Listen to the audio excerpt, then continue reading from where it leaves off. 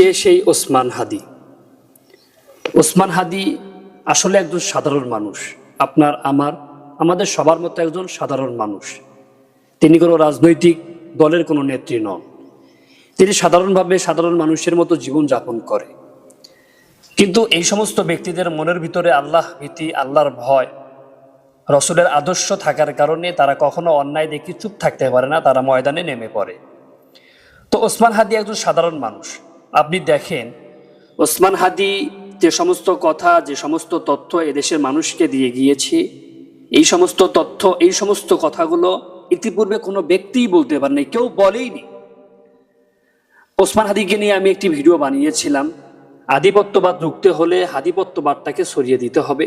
ভিডিওটি আমাদের চ্যানেলে আছে, লিঙ্ক দেওয়া থাকবে, আপনারা দেখিয়ে আসবেন। তো ওসমান হাদি চেয়েছিল এই বাংলার জমিন থেকে আধিপত্যবাদকে মুছে ফেলতে।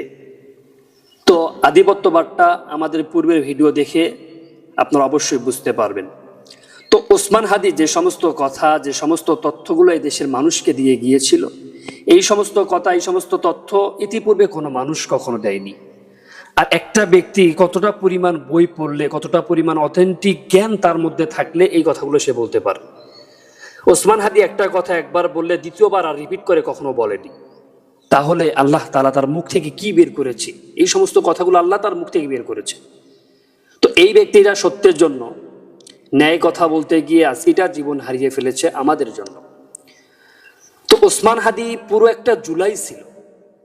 জুলাইয়ের সমস্ত তামান্না, জুলাই কি হয়েছিল, সমস্ত কিছু ওসমান হাদি এদেশের মানুষকে দেখিয়ে গিয়েছে।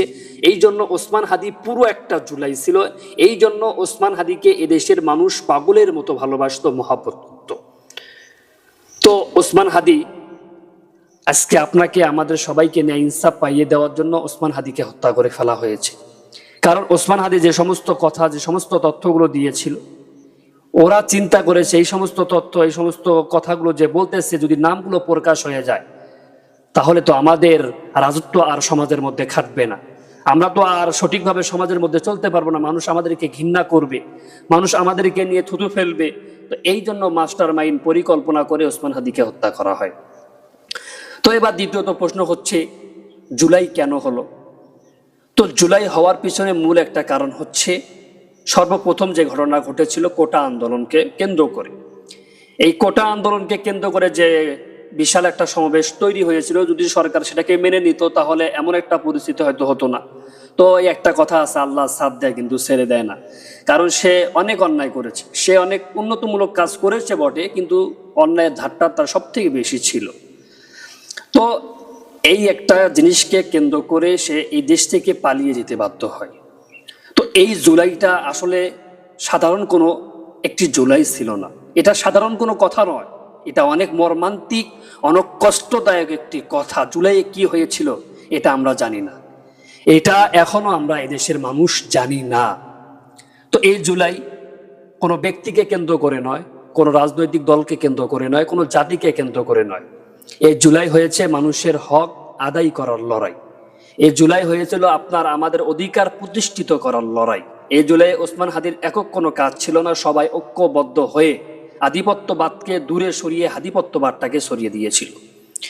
তো এই সময় ওসমান হাদি যে সমস্ত কথাগুলো বলেছে, এই সমস্ত কথাগুলো মানুষের হৃদয়কে কেড়ে নিয়ে গিয়েছিল মানুষের কাছে। তো ওসমান হাদিকে একটা সময় তারা হত্যা করে, মাস্টার মাইন্ড করে। কিন্তু ওসমান হাদির হত্যাতে লাখো এই দেশের মানুষ কান্না করেছিল ওসমান হাদির জন্য। তো আমি এই ভিডিও টাইটেল এবং থাম্বনেল থেকে আমরা বুঝতে পারলাম যে ওসমান হাদির জানা অধ্যয়নগুলো আমি আপনাদের সামনে পেশ করতেছি। এই সমস্ত অধ্যয়নগুলো আমরা জানি, কিন্তু আমরা ভুলে গিয়েছি। আমরা আজকে ওসমান হাদিকে ভুলে যাচ্ছি, ওসমান হাদির কথাগুলো ভুলে যাচ্ছি। ওসমান হাদি যে সমস্ত জানা অধ্যয়নগুলো আমাদেরকে বলে গিয়েছিল, আমরা সেগুলো ভুলে যাচ্ছি। যদি আপনি ওসমান হাদিকে ভুলে যান, যদি আপনি জুলাইকে ভুলে যান, জুলাই সনদ বাস্তবায়ন না করেন, তাহলে আবারও আপনার উপর জুলুম অত্যাচার ধেয়ে আসতে পারে। তো ওসমান হাদিকে ভোলা যাবে না। ওসমান হাদির হত্যার বিচার যতদিন পর্যন্ত না হবে, ওসমান হাদিকে ভোলা যাবে না। ওসমান হাদিকে নিয়ে আমাদের সবাইকে কথা বলতেই হবে। কারণ ওসমান হাদি তার ফ্যামিলির জন্য নয়, এদেশের মানুষের জন্য জীবন দিয়েছে। তো ওসমান হাদিকে ভোলা যাবে না, কারণ ওসমান হাদি পুরো একটা জুলাই ছিল, তিনি আধিপত্যবাদের বিপরীত তিনি লড়াই করেছেন। তো এবার তৃতীয় কথা হচ্ছে, তিনি কেন শহীদ হলেন? তো তিনি কেন শহীদ হলেন এই প্রশ্নের জবাব আমার কাছে নেই, কারণ তাকে কেন শহীদ করা হলো এই বিষয়টা আমাদের সামনে স্পষ্ট ক্লিয়ার।